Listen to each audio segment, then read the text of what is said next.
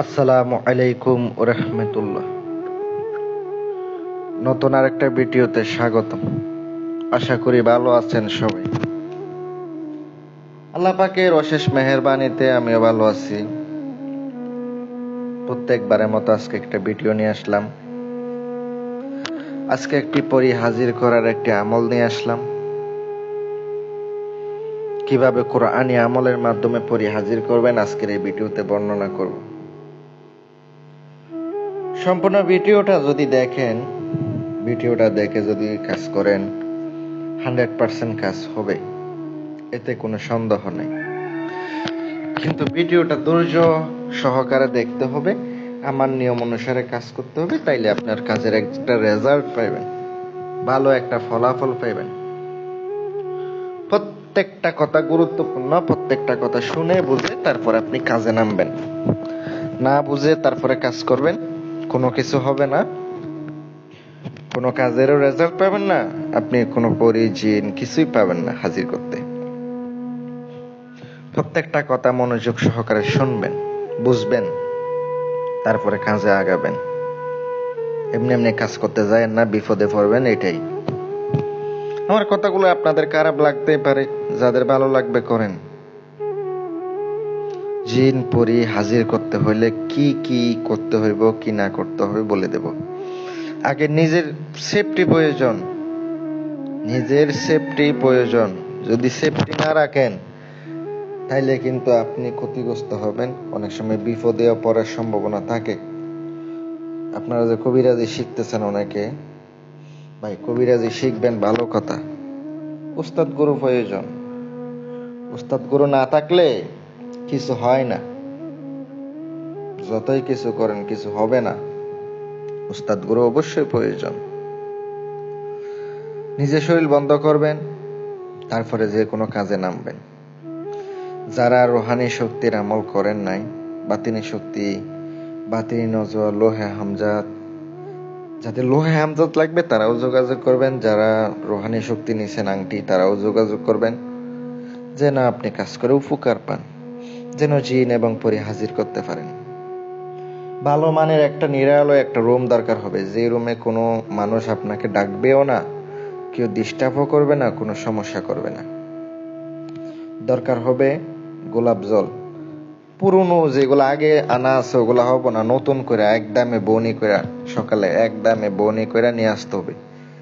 দামাদামি না কইরা সকালে দোকান খোলা মাত্র নিয়ে আসতে হবে।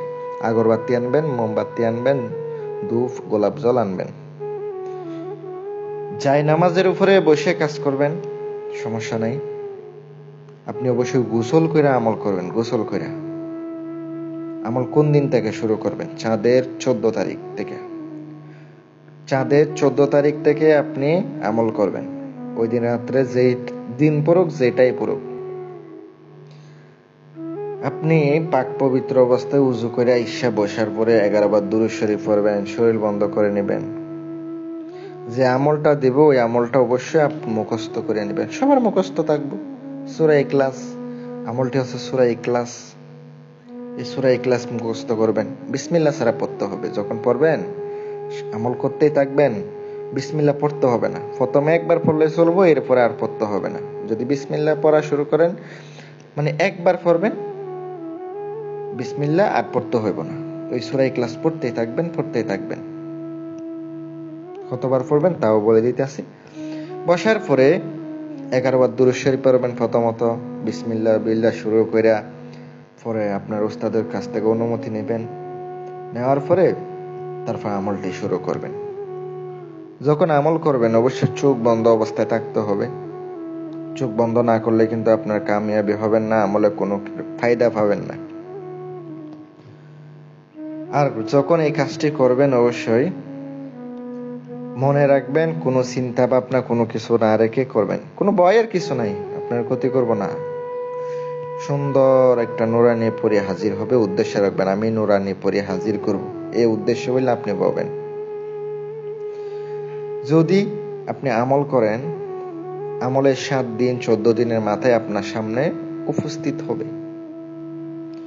এর ভিতরে আপনার কোনো সমস্যা হবে না, কিন্তু আমল ছাড়া যাবে না। নিরামিষ খাইতে হবে, প্রত্যেক দিন আমল চালায়া যাইতে হবে, আমল কিন্তু ছাড়বেন না। যদি আমল ছাড়েন তাহলে কিন্তু আপনার আমল পুরোটাই বরবাদ হবে। 511 বার পড়তে হবে সূরা ইখলাস। একটা তসবিহ নিয়ে জুফে জুফে করবেন, নিয়ম অনুসারে করবেন, হাজির হবে। হাজির হইলে অবশ্যই সুলাইমান আলাইহিস সালামের কসম কাটাবেন, বলবেন আপনি সুলাইমান আলাইহিস সালামের কসম খান। উনি আপনাকে বলবে খাবো, ঠিক আছে, আপনি আমার কিছু শর্ত আছে, আমাকে অমুক অমুক জিনিস দিতে হবে, বুক দিতে হবে, ওগুলো অবশ্যই আপনাকে কালেক্ট করে দিতে হবে ওনাকে। এগুলা দেওয়ার পরে উনাকে কসম কাটাবেন, অবশ্য কসম কাটবে, বলবেন আমার আর আমার পরিবারের ক্ষতি করবেন না, আমি যখন ডাকবো তখন আসতে হবে, যাহা বলিব তাহাই শুনতে হবে। আপনাকে দ্বিতীয়বার কি নামে ডাকলে, কিভাবে ডাকতে হবে, কোন নিশানায় ডাকলে আপনি আমার কাছে হাজির হবেন, প্রয়োজন হলে আমাকে বলে দেন। আপনাকে অবশ্যই বলে দিবে এইভাবে ডাকতে হবে, ওই মতো ডাকবেন। কিন্তু এটা সাবধান, নুরানি পড়ি, কেউ অসৎ উদ্দেশ্যে, খারাপ উদ্দেশ্যে করতে যায়েন না। এটা কিন্তু সিপলি পড়ি না যে আপনি এটার মাধ্যমে খারাপ কাজ করাইবেন, বিভিন্ন কিছু করাইবেন, এমন কিছু হব না। শুধুমাত্র জায়েজ কাজ করাইবেন, ইনশাল্লাহ কামিয়াবি হতে পারবেন।